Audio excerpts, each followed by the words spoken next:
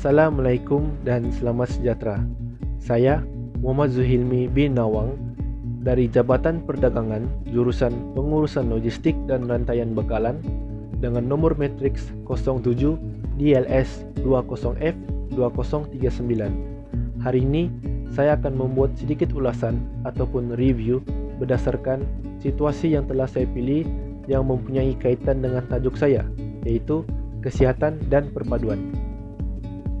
Sebelum saya melanjutkan ulasan saya, mari kita fahami apakah itu kesihatan dan perpaduan.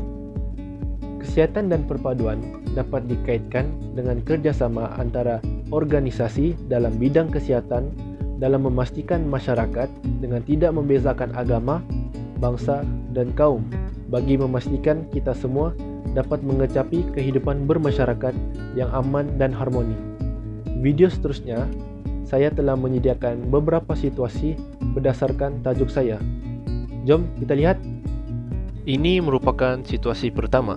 Situasi ini menunjukkan aktiviti gotong royong yang sedang dijalankan dalam kalangan masyarakat yang berbilang kaum di kawasan itu. Melalui aktiviti ini, semangat perpaduan dalam masyarakat itu dapat ditingkatkan kerana mereka bersatu padu membersihkan kawasan persekitaran rumah mereka daripada ancaman haiwan liar yang membawa penyakit berbahaya seperti kencing tikus dan demam denggi yang boleh membawa kepada kematian. Justru itu, tahap kesihatan di kawasan tersebut akan meningkat serta keselamatan mereka juga akan terjaga kerana kawasan perumahan mereka menjadi bersih. Ini contoh aktiviti gotong royong yang sedang dijalankan oleh masyarakat setempat tanpa mengira kaum dan bangsa. Ini pula situasi kedua. Situasi kedua ini menunjukkan Hari Sukan Negara yang sering diadakan setiap tahun pada bulan Oktober.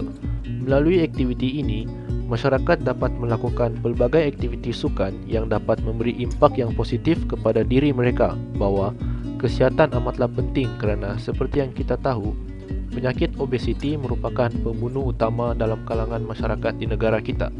Oleh itu, melalui pelaksanaan Hari Sukan Negara ini, ia akan memberi kesedaran kepada masyarakat agar melakukan aktiviti sukan yang dapat mencegah penyakit ini daripada berlaku kepada mereka. Klip video ini menunjukkan Hari Sukan Negara yang diadakan di Sarawak. Ribuan peserta datang bagi menjayakan aktiviti ini dengan menyertai pelbagai aktiviti sukan yang telah disediakan seperti senam aerobik, acara lari dan acara berbasikal. Situasi ketiga pula ialah aktiviti kempen menderma darah.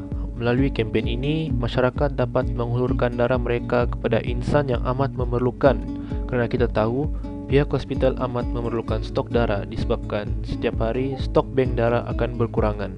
Oleh itu, kerjasama antara masyarakat sekeliling untuk menderma darah amatlah penting kerana satu stok darah dapat menyelamatkan nyawa orang lain.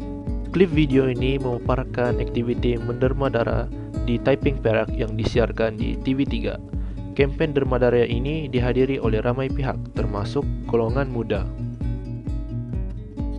Situasi keempat ialah program vaksinasi negara.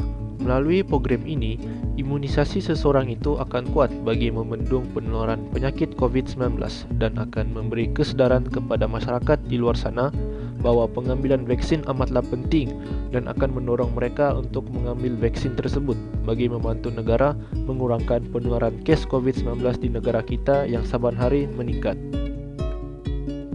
Klip video ini memaparkan Perdana Menteri Malaysia Tan Sri Muhyiddin Yassin menjadi rakyat Malaysia pertama menerima suntikan vaksin dos pertama Pfizer BioNTech pada 24 Februari 2021.